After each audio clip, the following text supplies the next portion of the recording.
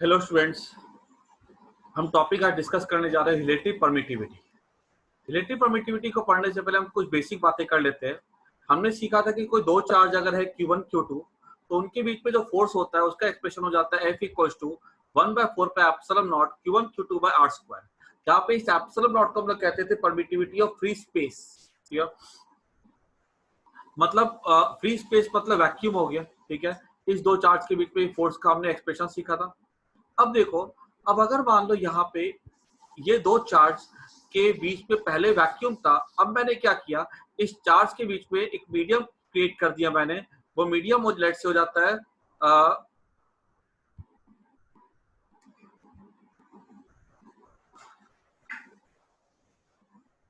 यहाँ मैंने एक मीडियम क्रिएट कर दिया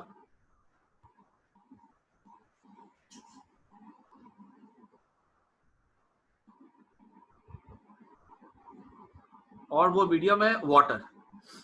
इस चार्ज के बीच में हमने क्या क्रिएट कर दिया, एक मीडियम क्रिएट कर दिया। मीडियम क्या है, वाटर। ठीक है, अब अगर हमसे पूछा जाएगा कि इस दो चार्ज के बीच में फोर्स कितना लग रहा है तो क्या वो फोर्स चेंज करेगा? तो चेंज करेगा। क्यों चेंज करेगा, जरा इसकी बात करते हैं हम लोग।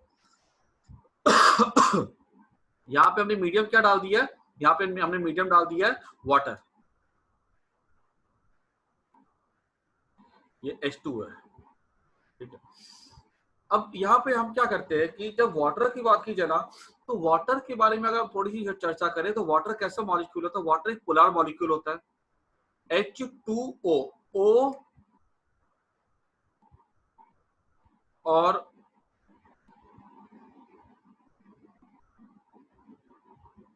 ठीक है, H2O होता है, तो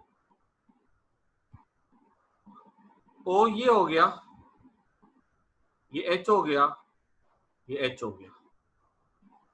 ये प्लस होता है, ये प्लस हो जाता है, ये माइनस हो जाता है, क्योंकि हमको पता है कि ऑक्सीजन की इलेक्ट्रोनेगेटिविटी हाई होती है। तो यहाँ पे नेगेटिव चार्ज आ जाता है पार्शियल, और यहाँ पार्शियल हो जाता है पॉजिटिव।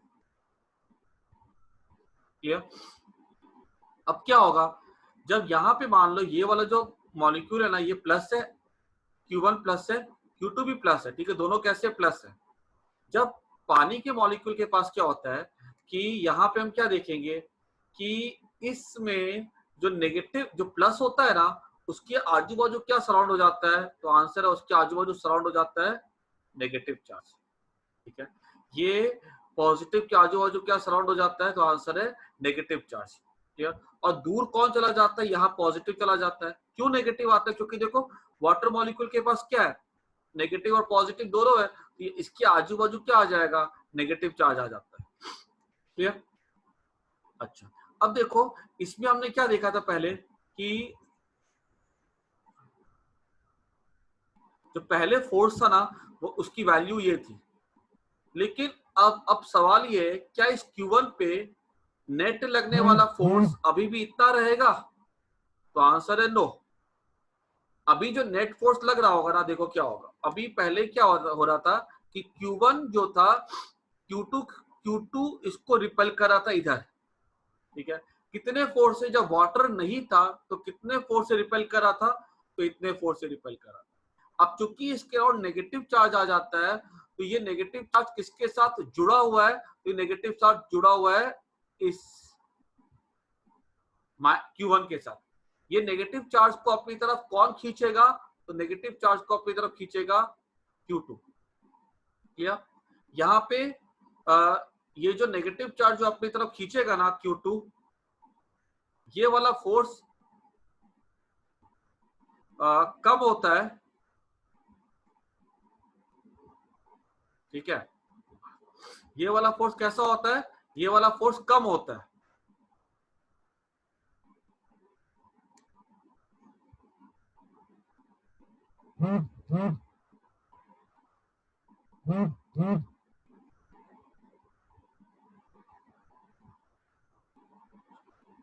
ठीक है, क्लियर? ये वाला फोर्स होता है वो कम होता है,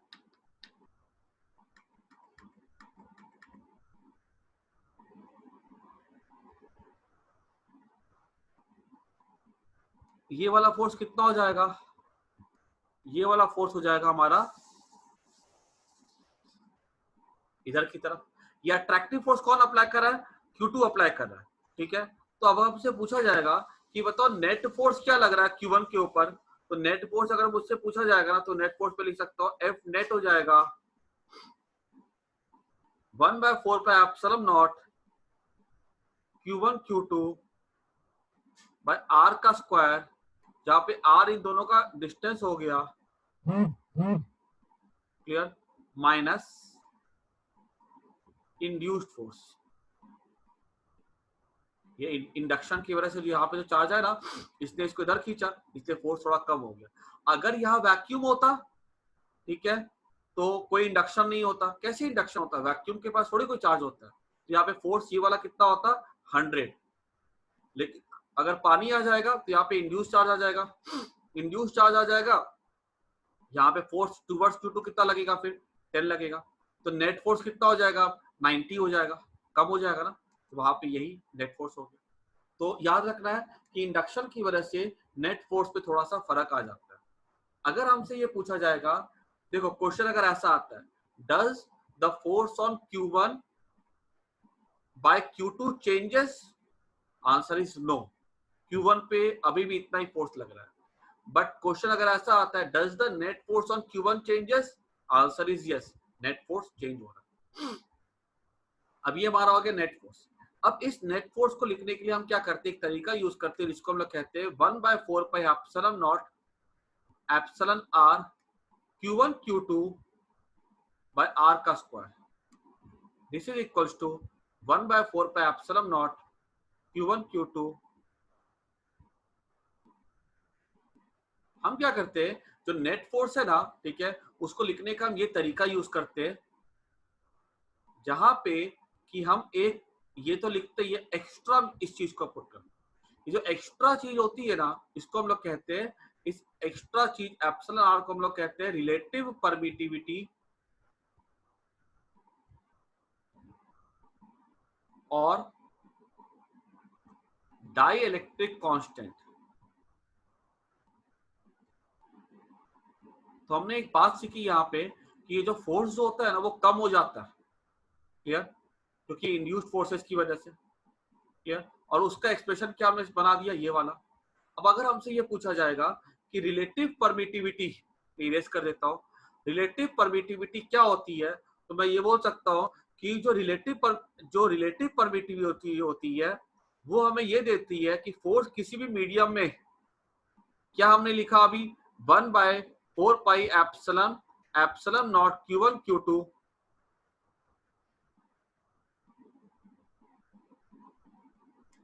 epsilon r Q1 Q2 by r square.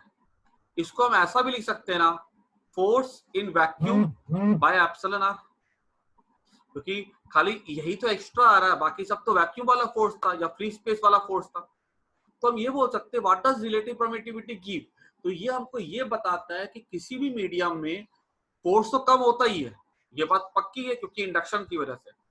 कितने टाइम्स फोर्स कम होता है, ये आपको रिलेटिव परमिटिविटी बताता है।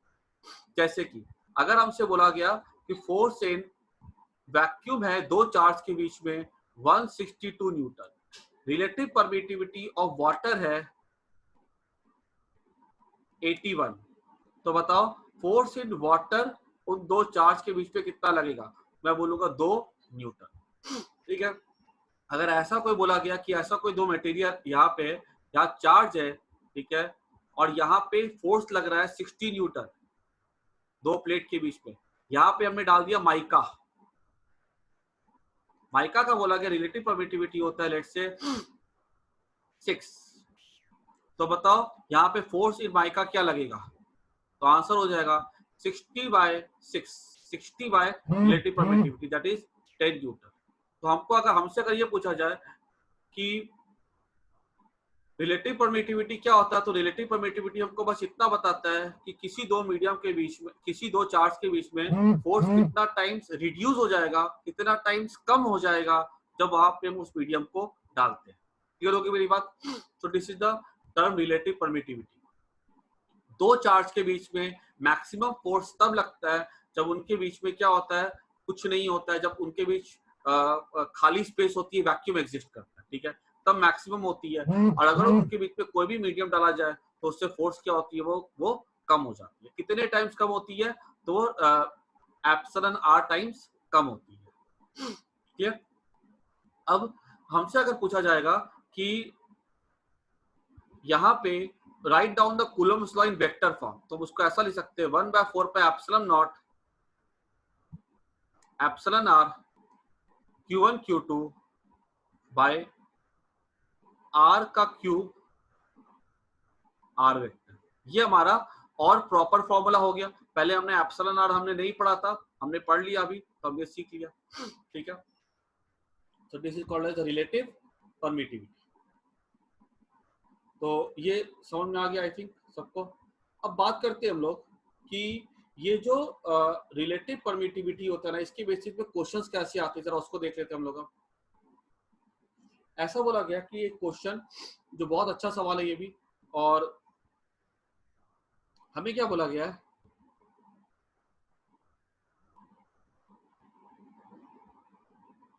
एक सरफेस है, यहां से क्या किया गया है,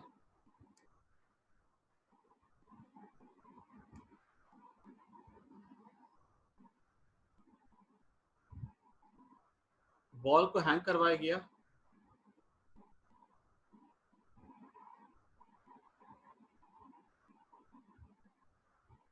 ठीक है, ऐसा कर।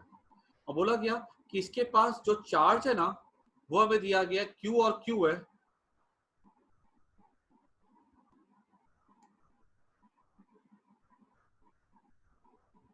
ये चार्ज Q और Q है, इसके बीच में जो एंगल है वो आपको दिया गया 2 थीटा, ठीक है।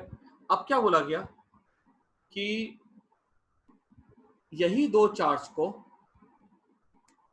प्लेस कर दिया गया है ऐसे करके, यहाँ पे चार्ज Q होगा, मास M होगा, ठीक है। इसी चार्ज को प्लेस कर दिया गया है एक दूसरे मीडियम में,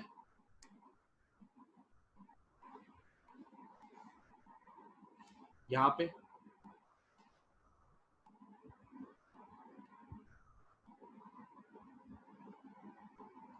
और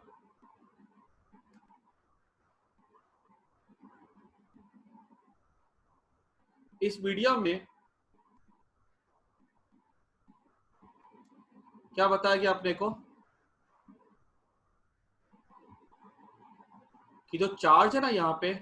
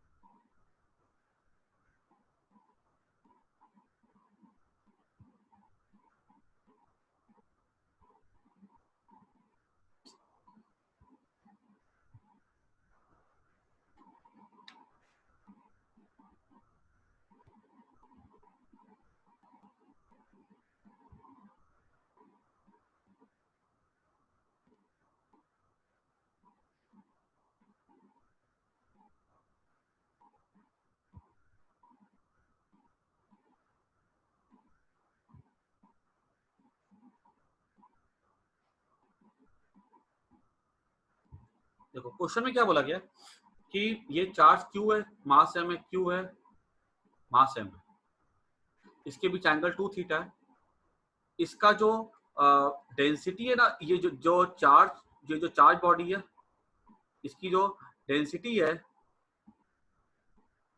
इसकी डेंसिटी हमको दी गई है, डेंसिटी ऑफ द बॉडी है 1600 kg पर मीटर क्यूब, ठीक है। अब यहाँ पे क्या किया गया है, ये जो चार्ज बॉडी है इसको डाल दिया गया है, ऐसे रखा गया, एंगल इतना आ रहा था। अब यहाँ पे जो चार्ज बॉडी है ना, इस चार्ज बॉडी को डाल दिया गया एक मीडियम में,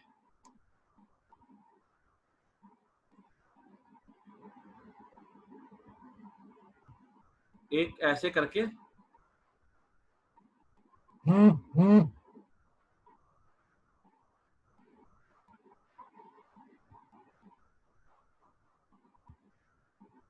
ऐसे करके किसी मीडियम में डाल दिया गया चार्ज बॉडी को, ठीक है। लेकिन मीडियम पे डालने से क्या देखा गया कि इसके बीच में जो एंगल जो है, ये वाला जो एंगल है, ठीक है, ये एंगल जो है चेंज नहीं करता, ये एंगल 2 थीटा का 2 थीटा ही है, ठीक है। हमने किस पे डाल दिया, किसी दूसरे मीडियम में डाल दिया, लेकिन यहाँ पे ये एंगल चेंज नहीं करता। तो पूछा गया कि ये जिस मीडियम में डाला गया है, ये जिस मीडियम में डाला गया है, इस मीडियम का डाइलेक्ट्रिक कांस्टेंट क्या होगा। डाइलेक्ट्रिक कांस्टेंट का सिंबल के भी होता है और एप्सिलॉन आर भी होता है, क्लियर। और हमको इस मीडियम की डेंसिटी जो है ना, मीडियम ऑफ द डेंसिटी, जैसे पानी हो जो भी हो, उसकी हमको डेंसिटी दी गई है 800 kg पर मीटर क्यूब, ठीक है। तो यहाँ पे कितनी दी गई थी हमको, यहाँ पे हमको दी गई थी 1600 kg पर मीटर क्यूब। यहाँ पे मीडियम की डेंसिटी कितनी है, ये जो पिंक वाला जो जैसे वाटर हो सकता है, कुछ भी हो सकता है, उसकी डेंसिटी कितनी, डेंसिटी कितनी है 800 kg पर मीटर क्यूब। तो बताना है कि इसका डाइलेक्ट्रिक कांस्टेंट क्या होगा, ठीक है। अब देखो, जब इस सम को हम सॉल्व करेंगे ना, तो हमारे लिए के के ऑप्शन क्या क्या दिए गए, के के हमें ऑप्शन दिया जाएगा 2, 4, 6, 8, ठीक है। ये के ऑप्शन है।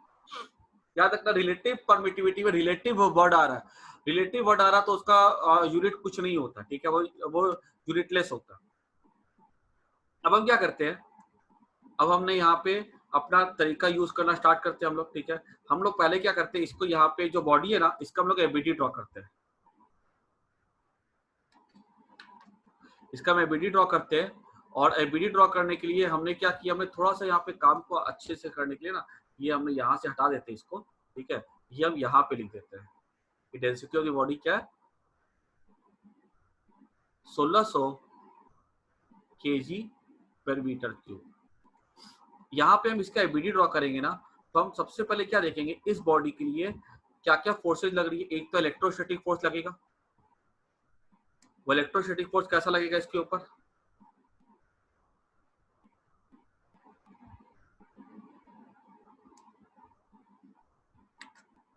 वो इस पर इलेक्ट्रोस्टैटिक फोर्स ऐसा लगेगा, ठीक है। Along the line joining the charge लगता है, मतलब हमको अगर इलेक्ट्रोस्टैटिक फोर्स देखना है तो हम क्या देखेंगे कि फोर्स कैसा लगेगा, along the line joining the charges. मतलब लाइन ज्वाइनिंग चार्ज कैसे जाएगी, वो तो ऐसे जाएगी ना,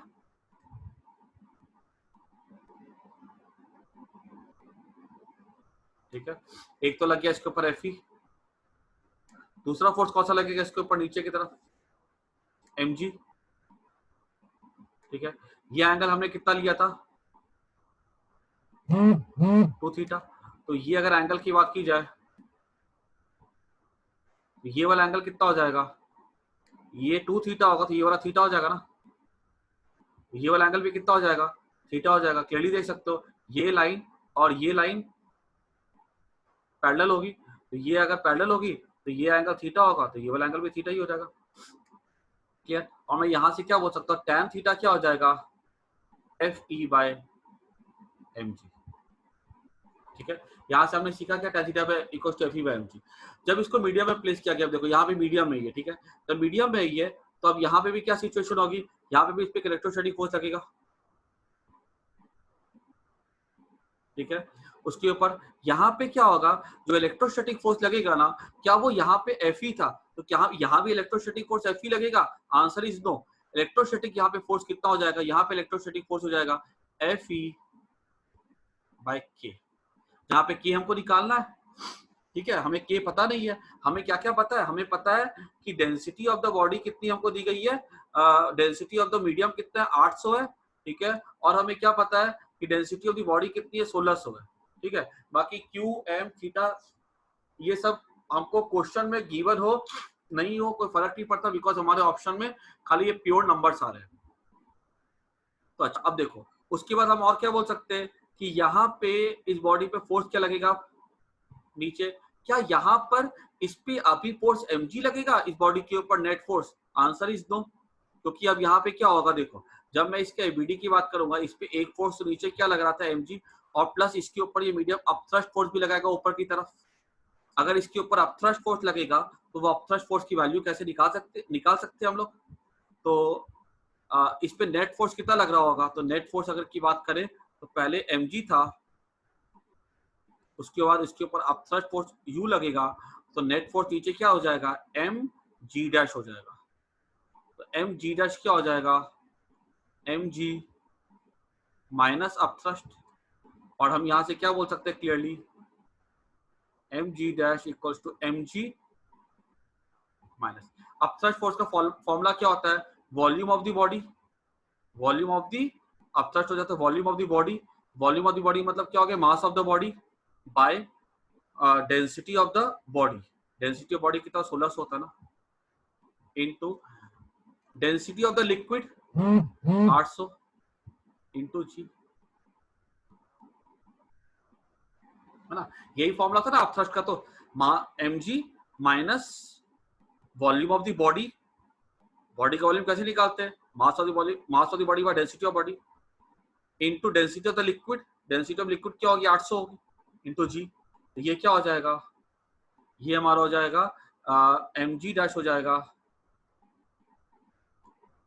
कट जाएगा तो mg बाय 2 बचेगा, ये हमारा हो जाएगा mg डैश, दैट इज ये mg डैश हमने यहाँ पे लिख दिया, कितना हो जाएगा, ये नेट फोर्स कितना हो गया mg बाय 2 हो जाएगा। अब देखो ये एंगल नहीं बदल रहा है कहीं से भी, देखो क्लियरली ये एंगल जो है चेंज नहीं कर रहा है। अगर यहाँ पे भी अगर हम बात करते हैं तो ये एंगल क्या होगा, तो ये एंगल होगा यहाँ पे थीटा ही होगा ना, ठीक है। जैसे यहाँ पे थीटा तो यहाँ भी एंगल कितना थीटा रहेगा। तो हम यहाँ पे क्या बोल सकते हैं, अगर हमने इस लाइन को अगर आगे एक्सटेंड कर दिया तो ये थीटा होगा, तो ये वाला भी कितना होगा, थीटा होगा, ठीक है। अच्छा, ये अगर थीटा है तो मैं आगे क्या बोल सकता हूँ, मुझे क्या निकालना, मुझे के निकालना है। तो अब tan थीटा क्या हो जाएगा, देखो तो यहां से tan थीटा हो जाएगा, ये परपेंडिकुलर, ये हो गया परपेंडिकुलर, जो कि Fe बाय के इक्वल होगा।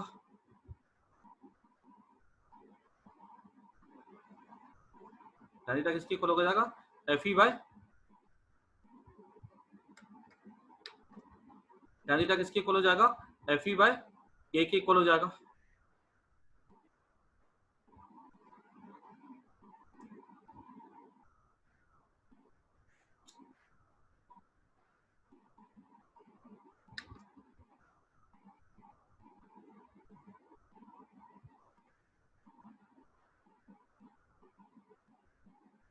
ठीक है, tan थीटा क्या हो जाएगा, ये Fe बाय के, देख लो यहां से क्लियरली,